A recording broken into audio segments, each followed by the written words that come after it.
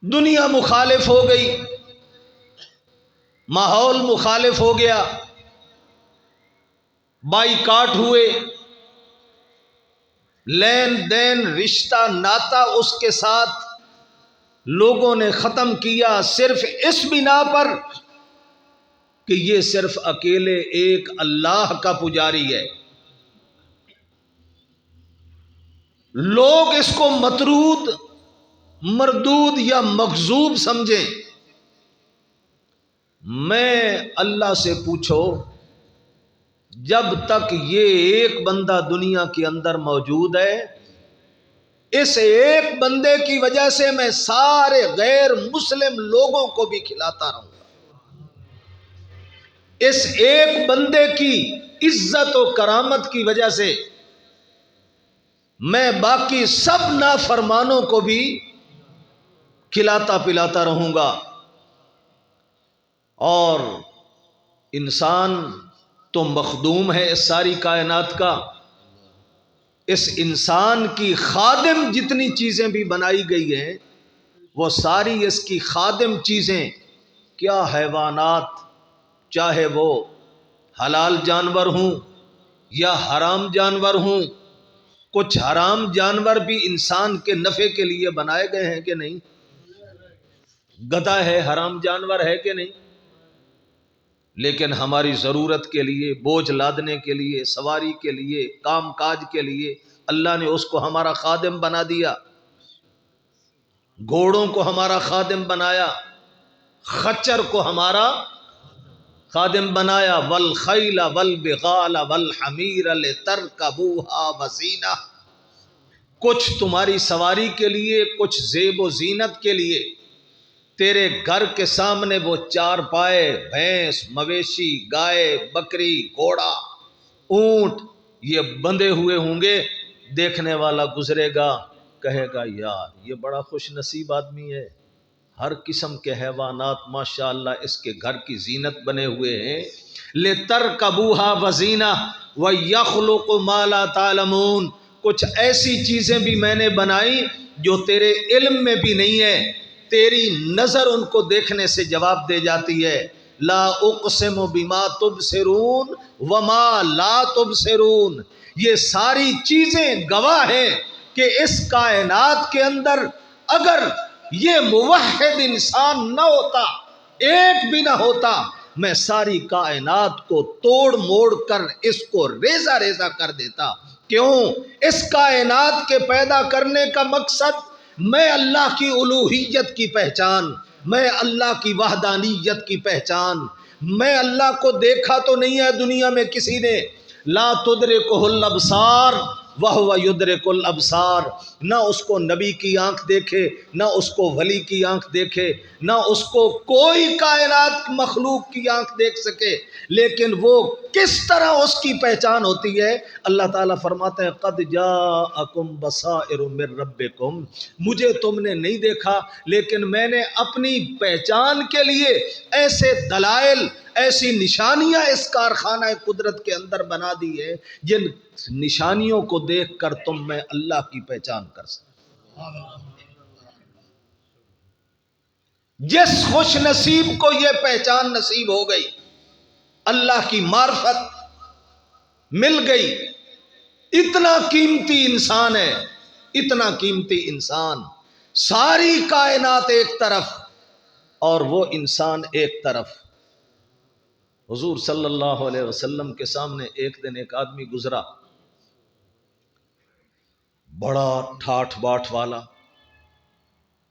بڑا ٹھاٹھ باٹھ والا۔ حضور صلی اللہ علیہ وسلم نے اپنے ساتھیوں سے پوچھا اس کے بارے میں تمہاری کیا رائے ہے؟ صحابہ کہنے لگے یا رسول اللہ بڑا شریف الطبع، بڑی عزت والا، ماحول میں اس کی بڑی عزت و وقار ہے۔ ان یقل یسمع وَإِن یشفع تشفع وَإِن یخطب ینکح۔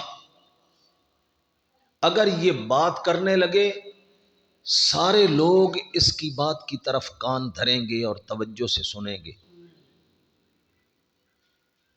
اگر یہ کہیں اپنا نکاح کا پیغام، رشتے کا پیغام بھیج دے، سب کہیں گے ہمارا رشتہ حاضر ہے، ہمارا رشتہ حاضر ہے، بڑا مالدار ہے، بڑا ماحول کے اندر اس کا وقار ہے، ہر کوئی اس کو رشتہ دینے کے لیے تیار ہوگا۔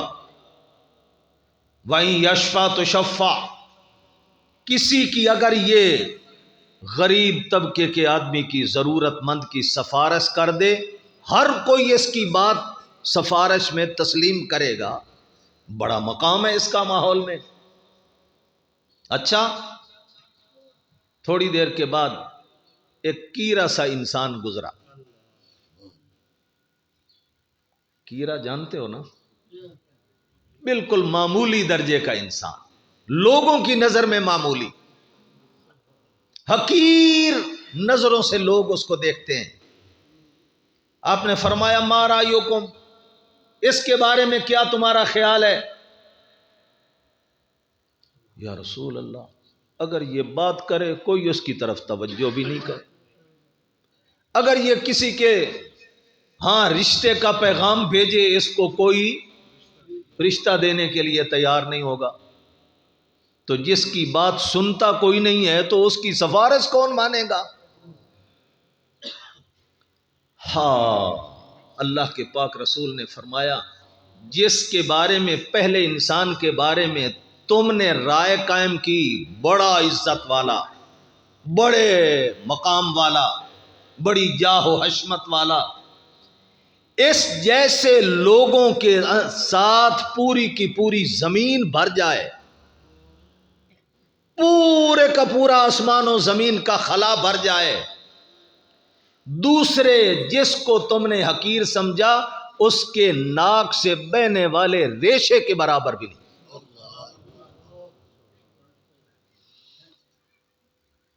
اس سے معلوم ہوا کہ اللہ کے ہاں مال کی قدر و قیمت نہیں، دنیاوی وقار کی قدر و قیمت نہیں ہے، دنیا کے عہدوں کی قدر و قیمت نہیں ہے۔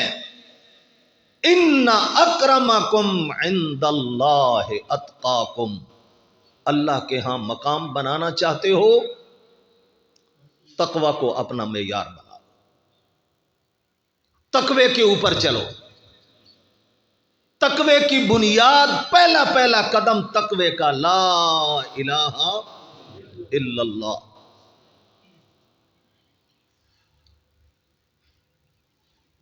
جو آدمی لا الہ الا اللہ، تقوی کا معنی بچنا، تقوی کا معنی کیا ہے؟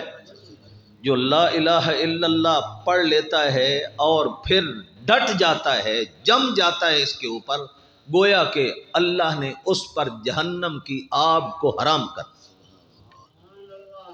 اور سب سے پہلے یہ تقوی صحابہ نے اپنایا۔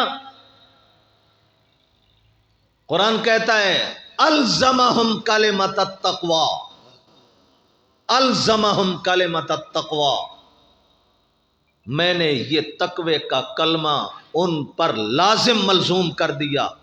تقوی میرے محمد کے یاروں سے جدا نہیں اور محمد کے یار تقوی سے جدا نہیں۔ وَكَانُوا أَحَقَّ بِهَا، توجہ کرنا، وَكَانُوا أَحَقَّ بِهَا وَأَهْلَهَا، کیوں وہ اس کے اہل نہیں تھے اور میں نے ویسے ہی تقوی ان کے اوپر ڈال دیا؟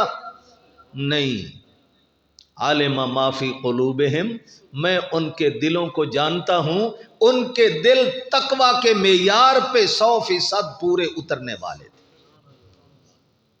امتحن اللہ قلوبہم للتقوی، میں نے ان کے دلوں کی آزمائش کی۔ آنکھیں بند کر کے نہ بیٹھیے بھائی، آنکھیں کھول کے بیٹھی۔ الزمہم کلمۃ التقوی، امتحن اللہ قلوبہم للتقوی، تقوی کو اپناؤ گے، محمد عربی کے یاروں سے ایک نسبت پیدا ہو جائے گی جن کو خود رب نے کہا اولئک ھم المتقون۔